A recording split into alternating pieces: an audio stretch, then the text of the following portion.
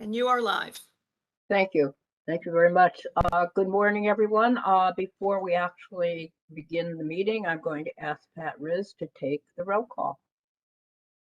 Chair Harris. Here. Regent Budd.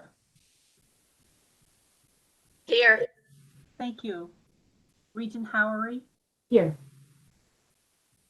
And Regent Sasanker. Here. Thank you. We have four present. Thank you. As you're aware, we have one less member because Naomi Cohn, Regent Cohn, whose name was not called on the roll. Her term is up, and the governor has made an appointment. It's taken a while, but we do have a new appointee. Is Rick Forth, and Rick will serve on the Academic and Student Affairs Committee. I will wait till he's here at our next meeting and formally introduce him and give you a little biographical information about him. But I've known Rick for a while in another role that he had in life, and I know that he's going to be just an excellent board member. I also want to just welcome everyone this morning at the beginning of a new academic year. You all hoped we would be in person at this particular meeting, and unfortunately it has not worked out that way. So we'll struggle through the doing this virtually for a few more months. I hope that's it, but we'll see how long that takes. I want to welcome everyone also to the start of this important year. I know it's been difficult for all of you on campus, getting ready and having to constantly make changes. And board members deeply appreciate all of your efforts from administrators, from faculty members, and from students. Students also have to deal with constant change. So thank you. We want you to know we do appreciate everything you do on a daily basis, and we're continuing to monitor the situation and be flexible and make changes as we move along as conditions change in the state of Connecticut and in the nation. So with that, I am going to ask for a motion to approve the minutes of June 11th. So moved. So moved. Okay, I have a motion and a second. All in favor? Aye. Aye. Anyone opposed? Motion carries. The next item is item number 2, consent items. And unless someone wants something removed, we'll take one vote on these on the consent items. So may I have a motion? Move. I so move. Second. Okay, a motion and a second. That's items A 1 through 8, B, and C. All in favor? Aye. Aye. Anyone opposed? Okay, the motion carries. I just want to make one comment on the items on the consent calendar. A lot of these suggestions come from what has happened under program review, and we're going to talk about program review later in the meeting about a policy. So we appreciate the serious way our campuses look at their programs when they're up for program review, and the many changes that they make, including terminating and correcting or modifying the academic program through that process. Okay, action items, modifications. The first program is in Counselor Education, a Master of Science at Western Connecticut State University, and this is a change in modality. May I have a motion? So moved. I so move. Okay, we have a motion and then a second, and I'll let Pat decide which is the motion, who moved and who seconded. Provost Gates. Morning. Western Connecticut State University seeks approval for a change in modality for a program counselor education leading to a Master of Science. By moving from on-ground to a combined modality, the WCSU Counselor Education Program will be the only hybrid counseling graduate program in the CSU system. according to the Connecticut Office of Higher Education. Having a combined program will allow students the flexibility to manage their diverse responsibilities at school and at home. Provost Alexander will speak to this proposal and introduce colleagues as needed. Good morning. I think that Dr. Gates has pretty much summed it up for us already. Obviously, during the pandemic, we had the opportunity to balance some additional online courses in that degree, and we found that we've moved to a level where it should be considered a hybrid program.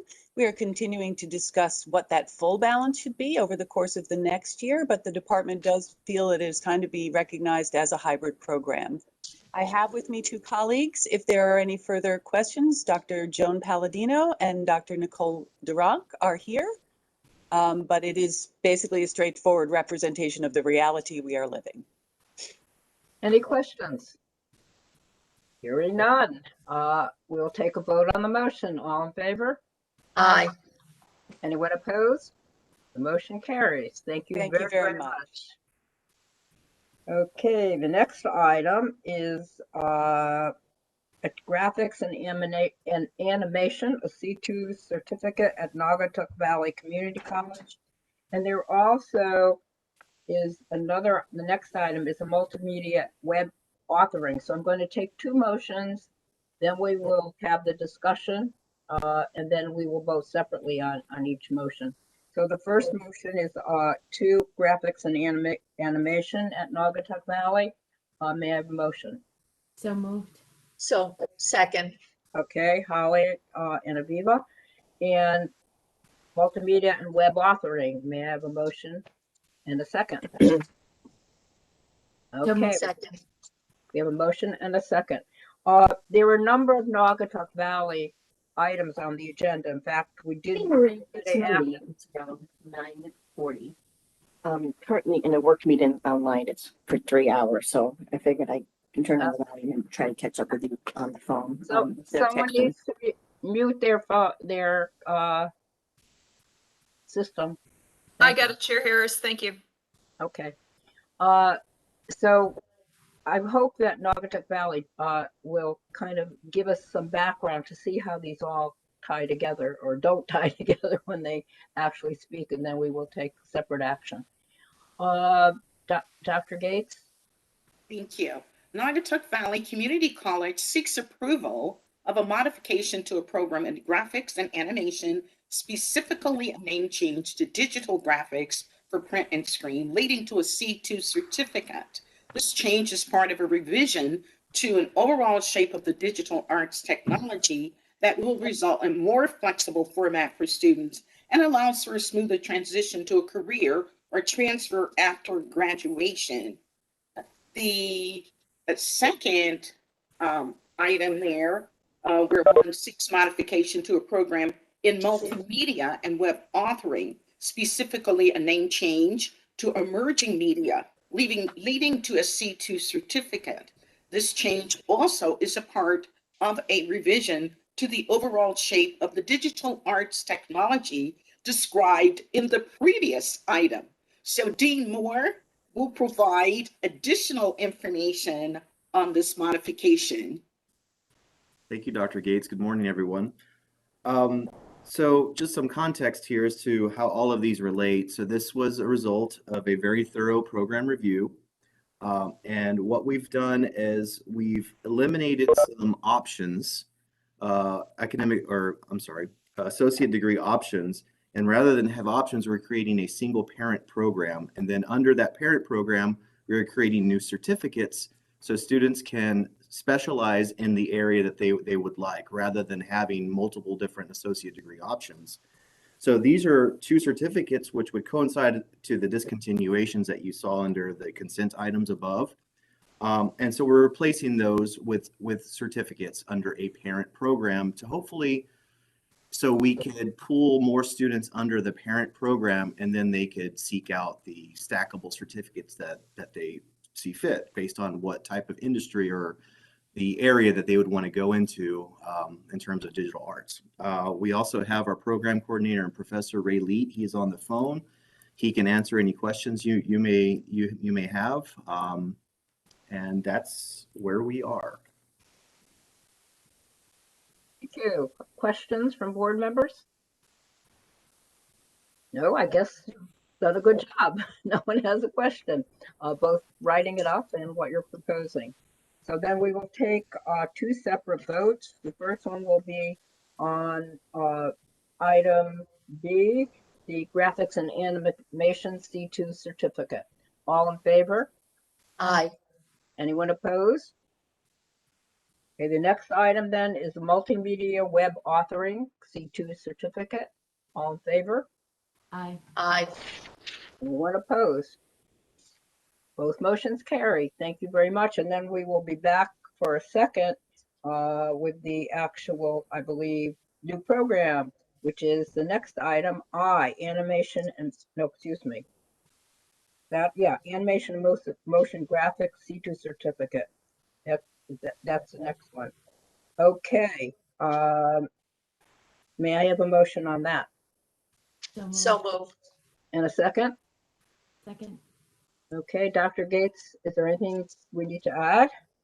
Well, I do have a little script here I'd like to share with you. Okay. Naugatuck Valley Community College seeks approval for a new program in animation and motion graphics leading to a C2 certificate. This new offering is part of the revision again of the Digital Arts Technology program. So I invite Dean Moore to provide additional details. Not much change from the previous description and explanation for the changes, but we're adding again this new certificate to replace the discontinued option, just to give students that stackable credential underneath the umbrella of the DOT parent program. Thank you. Any questions? All in favor of the motion? Aye. Aye. Anyone opposed? The motion carries. Thank you very much. Now let's go on to the next item under new programs, business intelligence degree, Bachelor, AS at Northwestern Connecticut Community College. May I have a motion? So moved. A second? Second. Okay, we have a motion and a second. Dr. Gates? Thank you. Northwestern Community College seeks approval of a new program, quite innovative there and in high demand, business intelligence, sometimes known as BI, leading to an Associate of Science degree. The business intelligence program is committed to creating critical thinkers, innovative solution seekers, and well-rounded business professionals. Degree candidates will engage in the rigors of a business education that focuses on combining traditional business modalities with innovative data technology to produce graduates who are modern day leaders. Dean Whitaker will provide additional details and introduce colleagues as needed. Thank you, Dr. Gates, and I apologize. I think my webcam may have just stopped working moments ago, but I did want to add that this is the first program of its kind at a Connecticut community college, and we do have a letter of support for the program from Central Connecticut State University. And today I've invited Professor Stacy Williams to talk a little about the program as well and answer any questions anyone may have. Good morning, everyone. Can you hear me okay? Mm-hmm. Yes. Great. So as Dean Whitaker had said, this is, and Dr. Gates as well, this is a pretty innovative program and pretty rare. We don't see things similar to this happening at the associate's level, but we do recognize that there is a tremendous need for lack of a better term, people who can pull the numbers and know what they're doing and then determine what types of decisions can be made. Generally, that's two separate departments in a company. And this is the best of both of those worlds. The positions that are requiring this type of background are known as business analysts, and they are in very, very short supply, particularly in the insurance industry in Connecticut. Are there any specific questions I can answer for you? I have a question. Yes. Viva? You mentioned, what is the BS degree that they would transfer into in a TAP program if they wanted to get a bachelor's? Management What- information systems. It would be in a business program or in an Well, IT program? It actually, management information systems can be in either of those arenas. We've seen it in both. So the answer is yes to both business or information systems.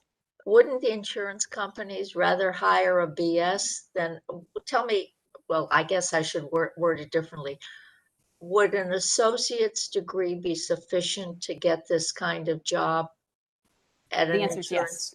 yes. Is it because they'd rather pay less for the same service and a BS would be more expensive? Or No, explain it's that to me. there aren't enough people out there who can do this job, who can actually pull the numbers themselves by using data science tools and business analytical tools and make the decisions based on, or make informed decisions based on the information that they pulled.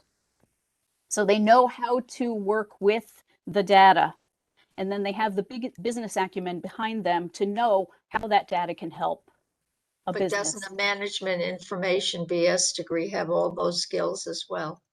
Not necessarily. Management information I see. systems don't have data science courses, generally speaking. Lots of I computer see. science. But isn't it also right now we have shortages? So in the future, we're probably going to encourage these people to go on afterwards because that might change at some point. Absolutely. Yeah. Oh, Because absolutely. right now it's, yeah, okay. And that is, Regent Harris, that is a one of the selling points that many of the companies, and specifically I'm communicating with CVS Health. That's one of the benefits that the associate degree people are getting is you have to finish your bachelor's, but here's how we'll help you do that. That's great. Sounds like a really interesting new approach. We're very excited about it, I have to say. Other questions, Holly? Yeah, just a quick question. Do I see that it's listed as a hybrid or is it? It's well, it actually, everything really is a hybrid right now. Yeah. So I guess I can say yes to that. Okay.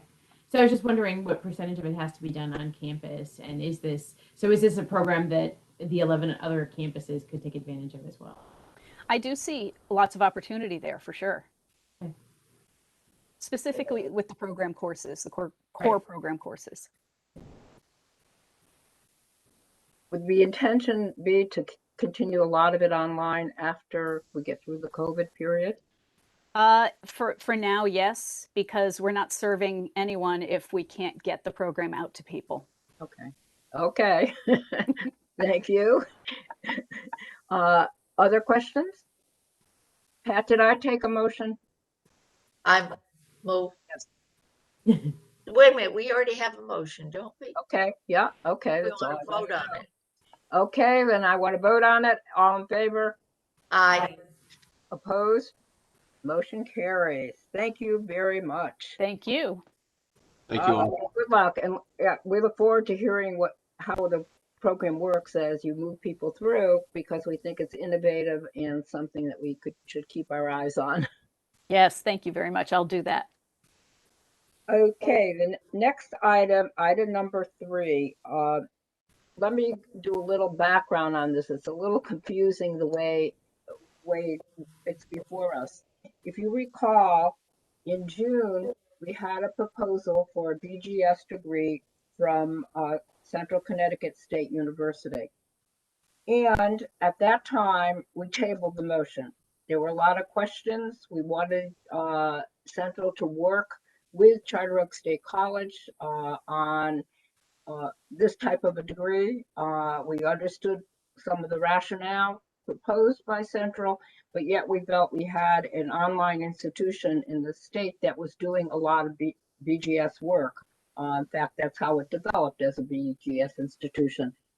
And so over the summer, this actually may have first thought of it in May. I approached it in May, but over the summer, there have been discussions. There is a partnership agreement between Central and Charter Oak. This is really now an important part of what we are discussing, that agreement, and we therefore have issued a change in a modification in the actual action before you to include a note of that partnership.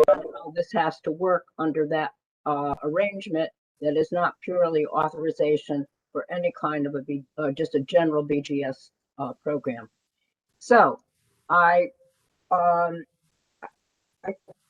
have to, do we have to read the resolution, Pam?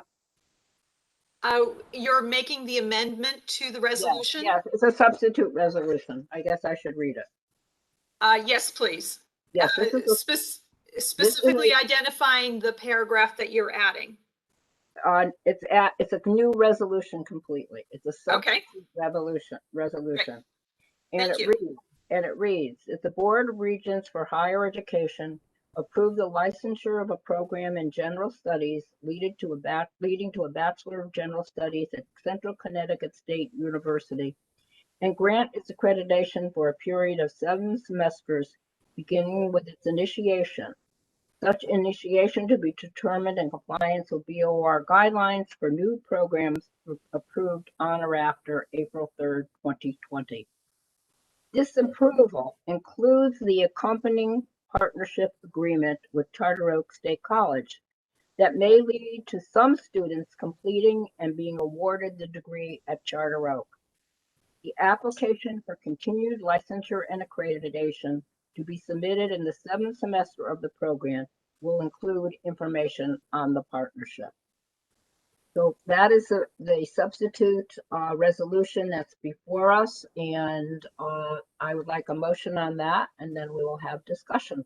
May I have a second? Oh, excuse me. Second. And a motion? So moved. Okay, we have a motion and a second. I'm sorry, we did a little, I confused things there. Okay, Dr. Gates, do you want to introduce the item, please? Sure, thank you. Thank you so much, Regent Harris. The Central Connecticut State University seeks approval of a Bachelor of General Studies program. The proposed Bachelor of General Studies will be a pathway for a variety of students, including incoming transfer students, adult learners, and/or veterans who have accumulated credits at other institutions. The Bachelor of General Studies will also serve students who are stalled in a professional program such as nursing or engineering and are looking to earn a baccalaureate degree. An innovative agreement between Central Connecticut State University and Charter Oak State College will provide increased flexibility for students to complete the Bachelor of General Studies. And Provost Costellas, who has been such a tremendous asset here and worked with us, will speak to additional information and introduce colleagues to elaborate. And I also see the provost on from Charter Oak State College. Thank you. Yes, we're very excited to be discussing the new Bachelor's of General Studies at CCSU. This, as you all can imagine, has been a work in progress for many years, even before coming to the Board of Regents, and a number of faculty have invested a great amount of time into the development of this degree program as well. Some of which are here today, Marianne Fallon and Beth Merenstein. And I know that this program, as indicated previously, was presented in May, but I wanted to reiterate the importance of this new program for our students at CCSU, that this is a pathway resulting in degree completion. This will serve current students who are stalled in a program, as Provost Gates indicated as well. But these students may otherwise be stopping out, leaving with a significant number of accumulated credits as well as debt, but no degree. This will also serve those students who have stopped out, and this would allow a pathway to be able to return to complete a program and receive their degree. It is these students that have stopped out that for approximately 1 to 3 years that we've entered into an exciting partnership with Charter Oak to provide additional options for those students to complete their degree. As you'll see indicated in the agreement, we will each have a dedicated point person to assist our students in determining what is the appropriate pathway for them towards that degree completion. We're grateful for Charter Oak's willingness to allow students to complete some of their classes online or review their PLAs and transfer back and then graduate from CCSU, or if it's in the best interest of the students to complete their degree fully online, then they will waive the admissions application fee and would then complete their degree from Charter Oak.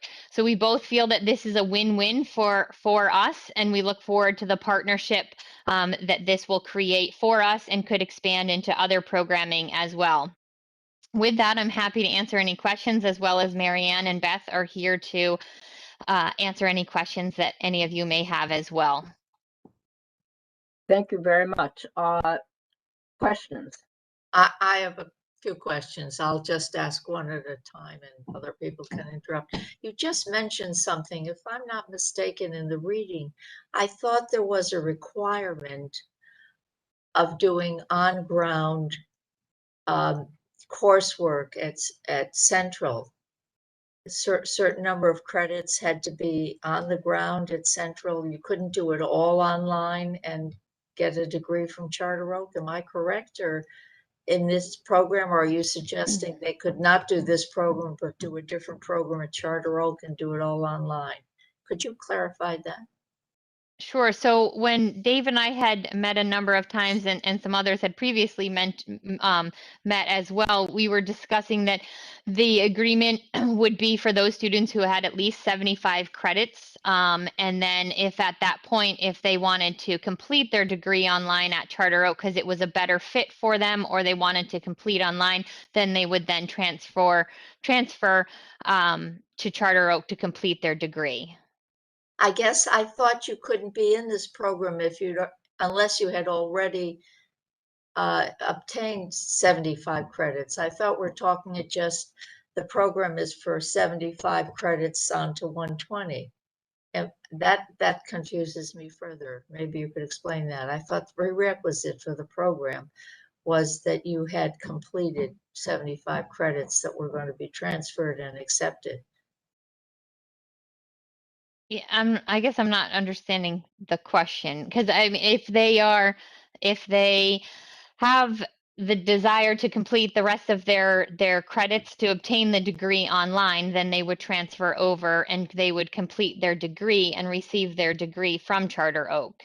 So that would be part of the partnership that they would complete their degree with Charter Oak. Charter Oak, If okay. the desire is to have the on-ground classes, but if they need one or two classes that fits their needs, and they could take, as some of our current students do now, they take a class at Charter Oak and transfer it back, then we would assist with that process to make sure we're removing as many barriers as possible for the students so that they can complete the coursework that's needed to complete their degree. So there's no obligation to take some on-ground coursework.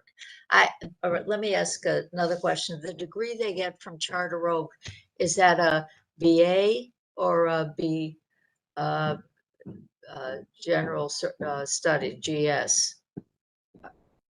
David, could you? Yeah, I think it would vary depending on the particular student, but you could answer that better than I can. Yes, thank you. Yeah, first of all, I just want to say we're really appreciative of the partnership with Central. They've been phenomenal through this process, and we're really excited. I think we started with, at the end, we said what is best for the student to begin with, and then we planned around there. So if they do come to Charter Oak, obviously the bachelor's in general studies they could pursue if they wished. And also, if because we're able to transfer in so many credits, if let's say it aligned up where they could do a business program, or they could do healthcare administration, if they desired, we could put them into that program as well.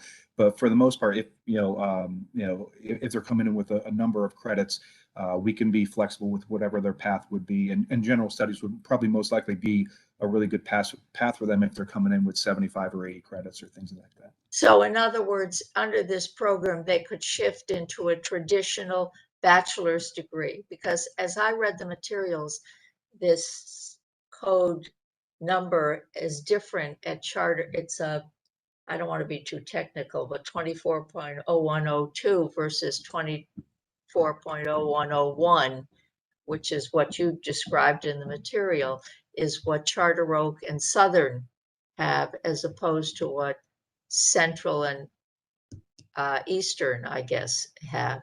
Is that a mistake in understanding on my part? I don't believe it's a mistake. I just think that if those students who are pursuing that with Charter Oak, they are no longer would be in this degree program. They would then be in the degree program at Charter Oak. That's right. But they would Okay. have started, you know, in this initiative through us in partnership with Charter Oak. And that's where that win-win comes into play, where they are gaining some students. But again, as Dave was just mentioning, we were taking it from the perspective of the students and what's in the best interest of the students. Because we're also, there's students that will not want to complete their degree in that manner. So then therefore they would be under this new program and would stay within CCSU and would complete in this degree program as you're reading in the proposal. Okay, my last question is the data that shows the bachelor degree is a more desirable degree by employers. They make more money and so forth. That's a traditional bachelor's degree primarily. Is there any specific data as to the usefulness of the general studies bachelor's degree? I'd like to have an idea of the career path that's advanced by virtue of this degree, as opposed to a specialized, even a specialized associate's degree, or for example, the business intelligence we just heard about. What is the added job opportunity data on this particular type of degree? This has been something that's been discussed on our campus before it even left our campus too, as well. And I would welcome, you know, Marianne or Beth to chime in, and they've led many of these same discussions on our campus as well. So I'll defer to them, but I'm happy to also follow up as well. Beth, do you want to, or Marianne? I was going to defer to Marianne, who's more of the data person than I am. As far as I can tell in my research, in our research, there wasn't a specific pullout for a Bachelor of General Studies compared to other bachelor's degrees, at least in the Georgetown study that was referenced within the proposal. However, with respect to our students, the benefit of the Bachelor of Studies we've heard from multiple students is that they're able to advance in their current job, that they are held back by not having any bachelor's degree. And so the Bachelor of General Studies, while not a specified or specialized degree, does lead to career advancement, and very important career advancement for some of our students who are already in their careers and want to level up, so to speak. In other words, it's not so much that new jobs are available, but some of the technical requirements that you can't do X unless you have a bachelor's degree, and this sort of gets over that hurdle. I see. Do they understand that when they come in for the program? Because what concerns me is they think they're getting a traditional equivalency for bachelor's degree for a new job, and my guess is they're not. And I think actually there must be data out of Eastern for if they're graduating 110 graduates average over the last 5 years, they've obviously got 500 students out there. They can see what the GS degree has done for them. It would be very helpful, anyway, for me, if that information and that data might have been included in the material. I just want to add one thing. I'm very close to this issue, having been president of Charter Oak State College. and this degree, as just described, is important for those people who are already employed. Very often you can't advance to the next level, even though you have all of the skills, because you're working in the, in that field, unless you have a bachelor's degree. And this does give you that advantage. So it's primarily for people who have stepped out and need this to improve their career opportunities, and very often go on for a master's degree, because they need the bachelor's to go on for a master's degree as well. And it very often it can be any bachelor's, depending on the field that you're going into for your master's degree. I think Charter Oak would agree having a specified degree is sometimes important. That's why they've expanded and they are offering degrees in particular fields. But for some students, this is the key to be able to advance. If I can chime in, I can give a specific example that you can do. If you are in the military and you wish to be an officer, you need to have a bachelor's degree in something. So there are a number of our military members that pursue a bachelor's in general studies because they have a conglomerate of credits from traveling all around. And so that does allow them. And as Chair Harris mentioned, the master's degree is another one. And the military doesn't specify that it has to be a traditional bachelor's degree. Yeah, correct. They just need to have a bachelor's degree. So this is actually really good advancement from a four-year institution. Yeah, so if there are any military members on the Central Connecticut campus, getting this degree will actually help them with their advancement if they wish to be an officer. Well, I like one thing you've said is that the advising can often direct these people into a traditional bachelor's degree as well. And I think that's a very important factor in my view of the program, because I think a lot of people, I know in particular people who've gone into engineering and have dropped out, but nobody's really directed them into IT. They couldn't do calculus, but they're fabulous technology people and they just don't know where to go. I think that, I hope that that's part of the program. Yeah, I just wanted to jump in and say that that was part of a lot of the conversation on our campus before we even put this forward, that advising is going to be a key part of the conversations with the potential students, so that we're not just simply saying, yeah, do a Bachelor of General Studies, that there might be a better path for them that they had never considered before. Yeah, I hope that's, to me, that's very, very important. It's good to get them in the door. This gets them in the door, but then you've got to mold them in the direction that gives them the best career.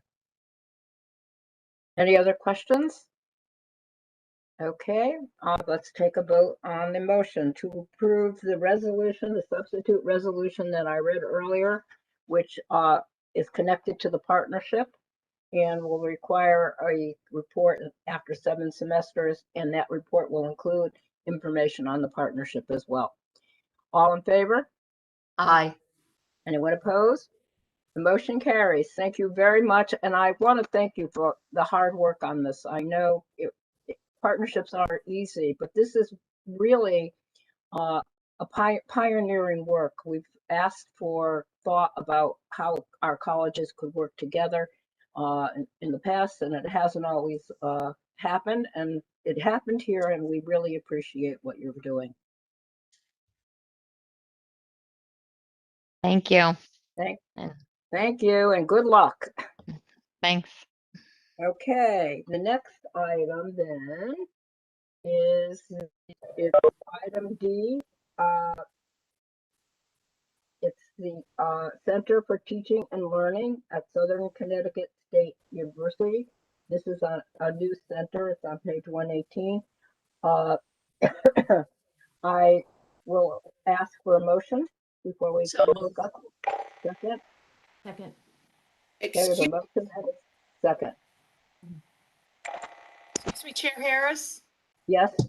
We skipped over Dr. C. Klushnik's item on C. Excuse me. Yes. You skipped C.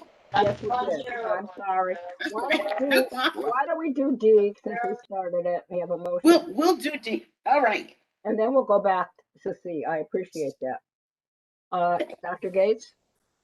Yes, thank you. Southern Connecticut State University seeks approval to establish a Center for Teaching and Learning. Southern Connecticut State University is proposing a center that combines recent strategic hiring and programmatic initiatives in the colleges of education with faculty from the colleges of arts and sciences, health and human services, and the School of Business, as well as collaborators across the university campus. The center will support educational innovation through research, professional development, and policy study work. It will collaborate with local schools, which is so critical, state agencies and industry, as well as national and international institutions. Locally, the center will support and enhance the pedagogical skills of teaching faculty at SCSU through workshops, seminars committed to diversity and inclusion and best practice. Also, there has been a letter sent to the ASA committee from the State Connecticut Board of Education, from the commissioner designate, Dr. Charlene Russell Tucker, that strongly endorses this degree and acknowledges the over 125 years of experience, excellent experience at Southern Connecticut State University, and indicates that it's one of the largest producers of educators within the state. So on that note, I now turn to Provost Present to provide additional information on what is really a rather interdisciplinary and innovative approach with this center. Provost Present. Thank you, Provost Gates, and good morning, board members. This is really an exciting moment for our university. We've been preparing for this center for decades, and our record and our history really justifies the notion that we can be and will be, continue to be the center for teacher preparation across the state. This center, though, very importantly, looks not just externally, but internally, and crosses all of our colleges and schools. So it's a very exciting moment. We have with us today our Dean of the College of Education, Dr. Stephen Hagidis, and I'll turn it over to Stephen. Thank you, Provost Present. Can you hear me well? Thank you very much. It's a pleasure to be with the group here today, to the chairs. I'm also joined with me today is Dr. Carrie Sassu, who is a professor in the Counseling and School Psychology Department here as well. She's also a leader in the Autism Center. This truly is an exciting time for us to prepare and present to you today something that has both an accumulation of the work that we have been doing within the teaching and learning space, and also looks to the future in a very creative and innovative way to really accelerate some of the programs by bringing our partners together, both on campus and in our communities around us as well. And again, to have a vision for being a change agent in this space to make an impact on the lives of our children and our educators in schools around us. I want to focus on the graphic that we supplied, which includes the four main pillars of work. These are both the improving of teaching and learning by using existing structures on our campus that has been working in this area, particularly in faculty development and assistive technology over several years. It also brings in one of our main strategic initiatives of the College of Education, that is our Minority Educator initiative, where we are, again, working with long-term plans at diversifying our space, diversifying the teacher and leadership space in our school systems. The second is conducting research and innovation, which again looks to building our funding source with external funded research projects. We have just been a successful recipient of a $1.5 million Noyce Scholarship from the National Science Foundation as one example of looking to impact the lives of our students as well. And we also want to build on that and looking closely at policy analysis work, particularly in education. And it's great that we have that recommendation as well from our State Department of Education, whom we work closely with as well, in this area, and where there's, again, a particular need with our local boards of education and other agencies. Third is developing multidisciplinary communities. We were very excited to finally open our lab school, the Barack Obama Magnet University School here on our campus. And then 1 month later, last year, unfortunately had to close due to COVID, but we have been working closely with the lab school over the years, and this again will be an innovation space to look and do new research. And finally, the innovation space, creating innovation spaces is our fourth pillar, by also creating a structure for some of the clinics that exist, or some of the clinics which we wish to build. The reading clinic or literacy clinic is one area, particularly with the changes around dyslexia instruction in our state. We have leaders in reading here. And then you recently approved last year a new master's in applied behavior analysis. It's a very exciting time for that. And this ABA clinic would be outside of the academic programming and offering services to our local community, including businesses. So there's a strong connection there between education and our business school as well. So those are the four main pillars of work. Dr. Sasu and I are here to answer any questions that you have. And thank you very much for your time today. Really appreciate it. Thank you. Questions? Aviva? This is, I'm looking at your budget, revenue and expenditures, and I'm curious to see that your expenditures in 24-25 go up materially in personnel, and it runs at a deficit based on your projection of revenue. And is this a projection that if we took it out further, you'd continue to run it? What is the explanation? Maybe that's the way to phrase the question. Certainly, yeah. Let me try and address that for you. So in the first three, the startup years, trying to get to a point in time where we are aiming to be self-sufficient, a lot of that work will be done internally, and our goal in that third year and to start in the fourth year is to have a new member of staff who would be a manager of the center.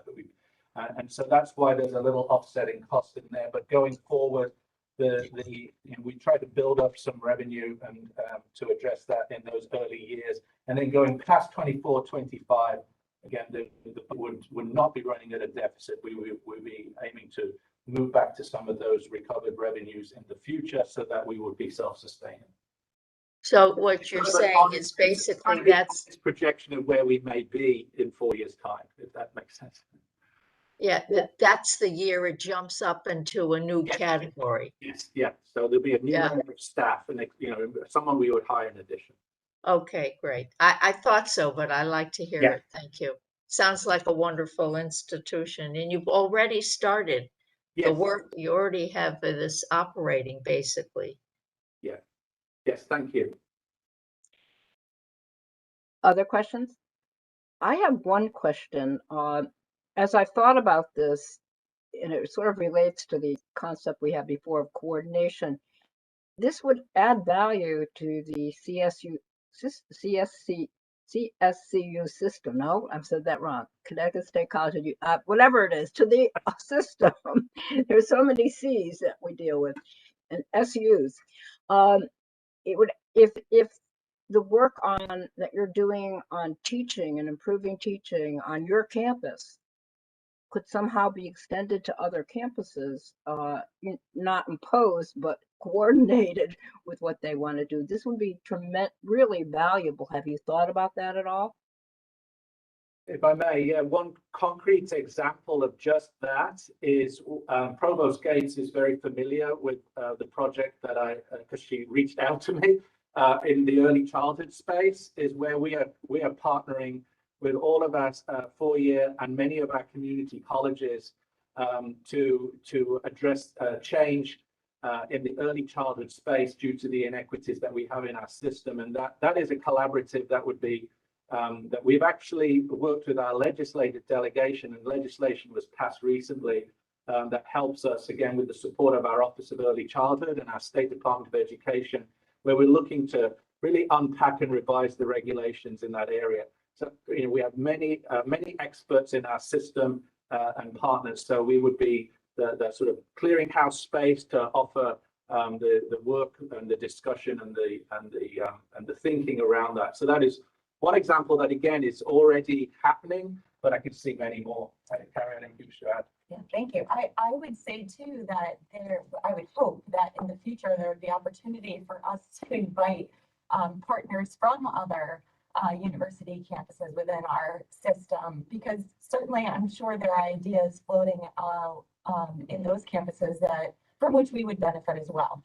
So and opportunities for collaboration.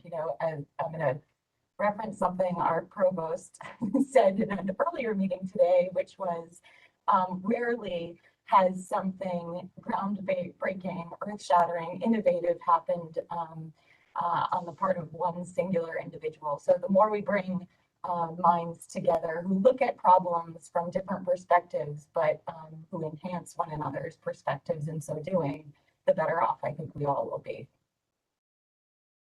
Thank you. One other quick question. You mentioned global education services in your proposal, but the explanation isn't very global. So if you could just tell me what you had in mind. That's on, that's B on page 126. Oh, well, that's the whole thing there, but it's. You want to address that? Yeah, so I could just speak about one thing that is on. Do you want to? No, carry on. Sorry, I didn't quite catch it. No, that's one thing that, for example, is an effort ongoing in one of our current centers, our Center of Excellence on Autism Spectrum Disorders, is a series of professional development videos that have been professionally produced, and you can find them free on our Autism Center website, that we are now working collaboratively with partners in, I think, 6 or 7 different countries to reproduce, basically, not reproduce, but to translate into multiple languages so as to make them accessible to educators in those countries. So through those partnerships, we are hopefully enhancing global education as well as our ability to meet the needs of folks in various communities. Yeah, the director of the center, myself, and Dr. Sasu actually visited the United Nations offices a few years ago to present our work to the ambassadors of the sub-Saharan African continent. And there it was, again, the impact of such work is truly global. Outside of the certification licensure space within a state, these issues are global. They're national and international. And again, we want to be able to work with communities that have needs or share those needs, and where we can offer help as well. So it's an exciting future trajectory as well. Thank you. Other questions? Then I will call for a vote on the motion to approve the Center of Teaching and Learning at Southern Connecticut State University. All in favor? Aye. Unopposed? The motion carries. Thank you, and we look forward to hearing more about your work. Thank you so much. Thank you, Harris. Appreciate it. Thank you. Let's go back to take a step backward to the Board of Regents Academic Program Low Completer Review Process Amendment. And part of this is in response to questions that board members have had about how we deal with low completion programs. And so I'm going to take a motion to approve the amendment to the current policy first. Can I have a motion and a second?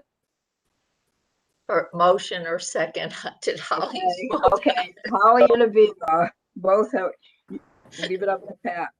And I'll call on Dr. Gates, or who will call I?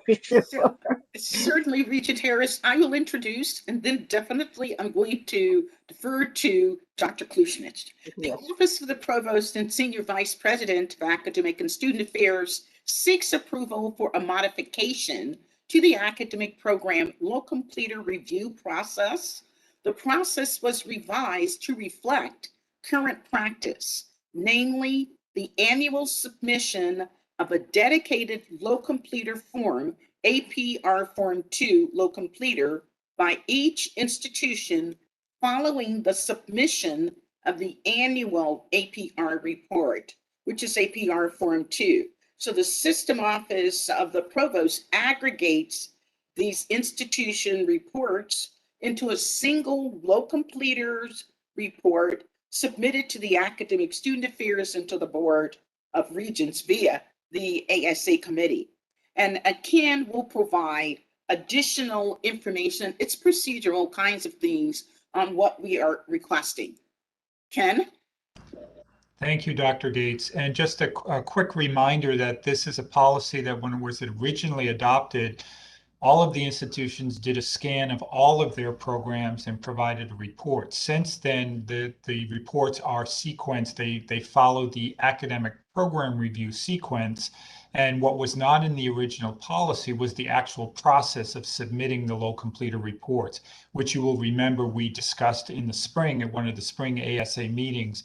That report that was submitted from our office was an aggregation of the reports that the individual institutions send us for those programs that were identified as low completer reports in their annual academic program reviews. So this is really a technical change just to make sure that the policy reflects the actual practice. Are there questions? My recollection is one of the problems we had in reviewing the report was that we didn't have enough details as to what was going to happen in situations which were not terminated, but were continued or revised with continuation. I guess this doesn't really address that. Is that correct? In terms of the requirement for the report from the institutions, no, this change will not address that. In order to address that, we will have to have a conversation between our office and your committee as we review. Remember, Regent Bud, that the most recent aggregated report was the first one submitted from our office. And I think we have to go through that process and understand what kind of detail is necessary within that report, because we can certainly ask for more detail from the institutions and include that detail in the aggregate report. Yeah, it was only really with respect to the revisions and continuation, how they came to that decision and what we anticipated to look for going forward when it had been a low complete. In other words, why? It answers the questions. The questions are in the policy, but we didn't get, it wasn't shared. That's all. Okay. Yeah, I think I misunderstood too, because they are actually, when a program is continuing, they are submitting information as to why they're continuing it. Either that it has no fiscal impact, or it has contributes other things. We never really see that kind of information. We just see numbers and That's right. continued. And I think that's what I think Aviva wants to see, is a couple sentences at least of why it is continuing. And then we could ask, as the policy allows us to, for more information if we're not certain of what they're saying and we have some questions about it. And it allows us to bounce it back. But it's hard to bounce something back when you don't really have an idea of why they've made that decision. It gives us an opportunity to look for whether they fulfilled their expectation and faster, in my view, sooner than the next review. If that's an annual would be fine, but sometimes it's more than an annual, many years before you look at it again. Yeah, that's correct, Regent Bud, that this report will only be submitted at the same time that the academic program review is submitted, and those are required at least every 7 years. So it could be as much as 7 years between these reports. I think my sense is that the form itself, which is not determined in its details by the policy, but the form itself, I can make it clearer that the explanation for the choice, remember there are 4 choices that the program can make once it's been identified as full completer. And on that very form, I can ask for sufficient detail that I can include in the, or our office can include in the aggregated report. I do remember in the spring that some of those details were provided and some of them were more robust than others. This was the first time through. And some of the institutions provided details, some institutions didn't. The form did not require those details. So my solution would be to modify that form and to make sure that each of the institutions for each of their programs not only provides their choice among the 4 options, but also offers sufficient detail in the explanation for why that choice was made by the institution and by the program. And Regent Budd and Harris, I definitely support your recommendations, and I think it's a simple enough thing to do to just add an additional just requirement, just modify the form to get that information. But if I recall in past meetings, the questions really were, there is an interest in understanding how many programs, what are we doing? So we did focus heavily on the quantitative aspect of that report, as opposed to providing just an additional qualitative type response. But it's a simple enough thing to do. Right, Dr. Klusnich, to revise that form, and we will have that ready for you. Thank you. Of course. Okay, everyone satisfied with that? Yeah, that makes I sense. think that would be helpful. Then we could, if we're not happy, we can ask for more information, and then we will see things in a year or 2, not in 7 more years. So I think that on programs that we really question. So I think that would be very helpful. Let's vote on the motion then, which is the resolution to approve the modification amendments to the academic program review policy. All in favor? Aye. Anyone opposed? I just want to take this moment, since both our provost and our previous interim provost, who will soon be interim provost again, to thank you both for doing a lot of heavy lifting during the last 6 months. I mean, you both were serving multiple roles, and I know I, as chair of the ASA, really appreciate this and want to thank you publicly for your work. Here, here. Thank you. Thank you. Okay, let's move on then. On the agenda, the next item, I guess we're pretty much done. We're done. Yeah, we're done with the actual action items. We have the informational items, and then we do have 2 important items. One is one we started the last time, and that is a discussion of our online programs. And if you recall, we had technical details and had to defer to this meeting to complete that report. And then we will have another one on a recognition and naming policy, another discussion item. So, Kevin Corcoran, Jane, do you want to say anything before or Ken, before I turn this over to Kevin? No, I think we'll just pick up where we left off, given the difficulty we had initially with the online reports. Thank you very much, Kevin. We welcome you again, and we look forward to your report. Thank you. Well, Chair Harris, Dr. Harris, and Dr. Gates, thank you. I appreciate the opportunity to return and go over this presentation. If you're looking in the agenda package, I believe the slides are included and start at page 167. What I'm hoping to do is very briefly cover some broad considerations around online programming, specifically at the undergraduate level.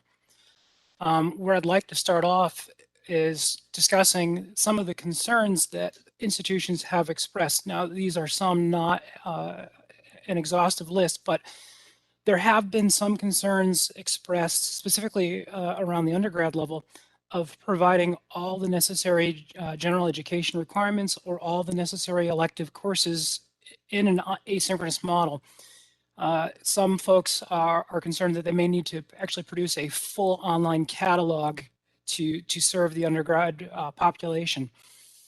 In addition to that, there may be concerns about recruiting experienced faculty and teaching in an online modality to support these online offerings. Beyond that, there may be concerns around having the necessary infrastructure and services to support students completely at a distance and able to scale those to meet a growing need.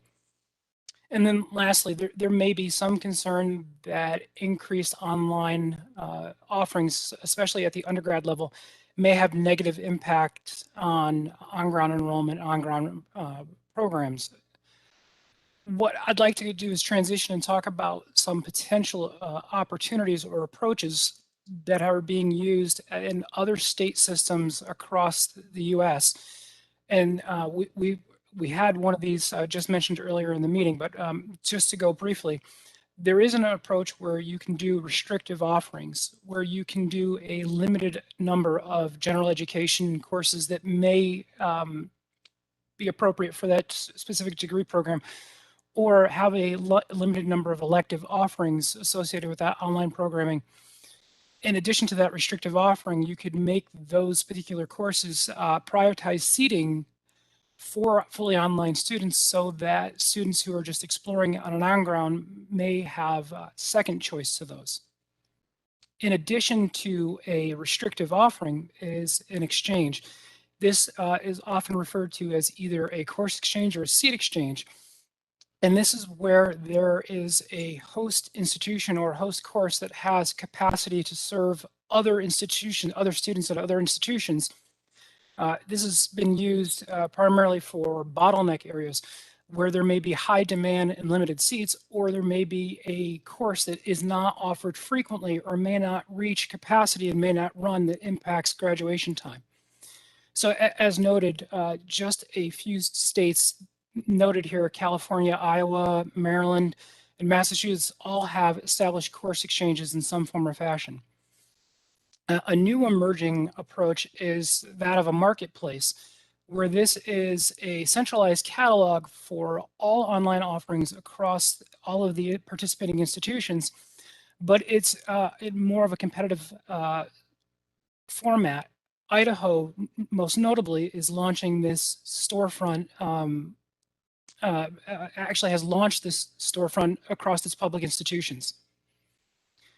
And then lastly, as mentioned with the Central and Charter Oak agreement, we have the ability to utilize consortial agreements where an institution like Central can utilize course offerings at Charter Oak and have that student utilize and transfer back that course seat. And what I was just wanted to note is there are vendors in this space that provide support for these marketplaces and these exchanges. And one of these vendors is Quatley, who is supporting not only Idaho, but is also supporting California in some extent. What I'd like to talk briefly here is some key considerations when developing online programming and making sure that there are supports or protocols to establish quality assurance metrics around instructional design and delivery. Being mindful of regulatory concerns, whether those are at the federal level, whether those are interstate, like NC-SARA regulations, whether those are regional through NECHI, and just being mindful that NECHI just adopted NC-SARA's new 21st century guidelines as standards for distance education. So there are multiple layers around regulatory concerns. And tying back to that concern about infrastructure, ensuring that we have the proper faculty and student supports in place. And perhaps this might be something that ties to your earlier comment about a role that Southern with their new center might be able to support, but having those support structures in there to provide not only the faculty support, but the student support here. A key area here, especially around course exchanges, is around the logistics and handling the registration and the coordination of the offerings across multiple institutions where it's seamless for the student, where we're not creating a barrier particular for the student, and that we're cognizant of financial aid or funding transfers And tied to that is revenue sharing and making sure that there is a fair distribution of funds if a institution is recruiting the student, but another institution is providing the facilitation of the course. And then really key to many of these is around transferability. If there's going to be any type of shared curriculum or shared services, we have to ensure that those credits can transfer seamlessly for the student. And then obviously reporting and tracking on this so that we understand who's utilizing whatever shared infrastructure we create, if there is one, and if it's being used in an equitable manner.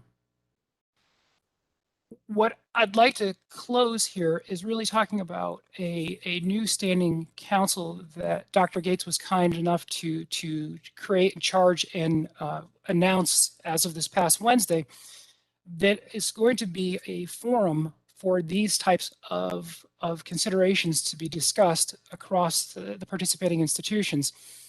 And we're hoping that these challenges that we've talked about with online learning and providing common infrastructure, not common, but collaborative infrastructure, collaborative opportunities is going to be a common refrain for this meeting.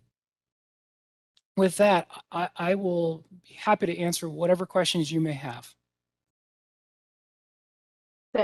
Thank you. It's very comprehensive, and I think you pointed out a lot of the challenges and also a lot of the possibilities that are ahead of us. And I think this council will come back. Will it come back with recommendations at some point?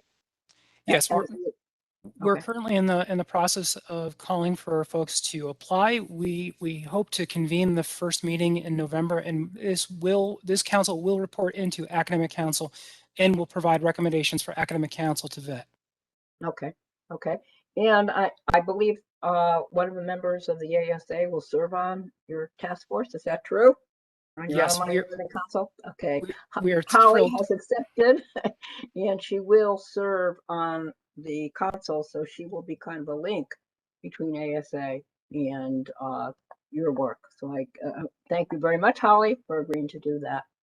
I think we're ready for this. I mean, I think Connecticut is behind in a lot of other states, as you heard a few of them, and we've tried a lot of things, but on a very small basis. So we never really get anything going that works for Connecticut.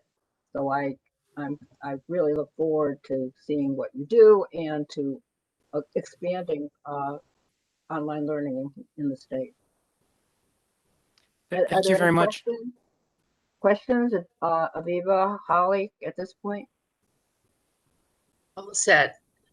Okay, very, very good. Thank you very much for coming back. A very clear presentation. Thank you. The last item is just an information item, and it's a Connecticut Board of Regents naming policy. It's a new resolution, amending some old resolutions that we've had.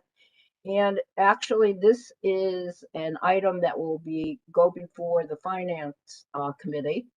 But because it concerns all kinds of naming, they wanted our comments first. So I am going to call on Pam Helene, who you all know, to discuss why this is before us, and to take any suggestions you might have. You're on mute, Pam.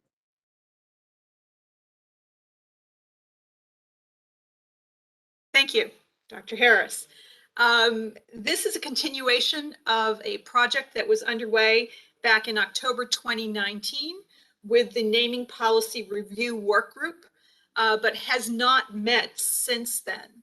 And it was one of the projects assigned to me when I came on board a year ago, and actually spent the last 6 months over the summer when the board was not meeting, focusing on resurrecting this process, getting support and feedback from both the universities, from the regional presidents, as well as from Dr. Gates has reviewed it, Dr. Pritchard, Ernestine Weaver, and Ben Barnes so far. So this document is a new policy that essentially streamlines what we had before, that the community college policy is 15 years old, The university policy is 12 years old and full of procedural items that don't necessarily belong in a policy document. So they have been stripped out. All procedural aspects of the old policy have been stripped out, and we are left with a policy document that essentially provides significant flexibility and ownership for donor development to be with the universities, with the campus CEOs and their regional presidents. So because, as Dr. Harris stated, this policy does include naming for programs, the colleges, the schools, departments, centers, institutes, and programs, both on ground, virtually, and online. I wanted to provide the Academic and Student Affairs Committee with the opportunity to provide feedback to this draft.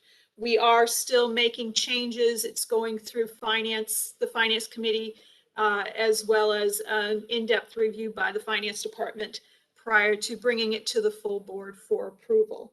But before I ask for your questions, concerns, or comments, I just wanted to thank Ken DeLisa, who runs institutional advancement at Eastern, for his bringing me up to speed on the whole project, for the assistance of John Clark at Western and his leadership, for Joe Bertolino at Southern and his leadership, as well as the Northwest region campus CEOs and their regional president, as well as Shoreline West and Dr. Coley there and his campus CEOs, who have provided extensive comment and review so far. So if you have any questions, concerns, comments, I'm ready for anything you have for me.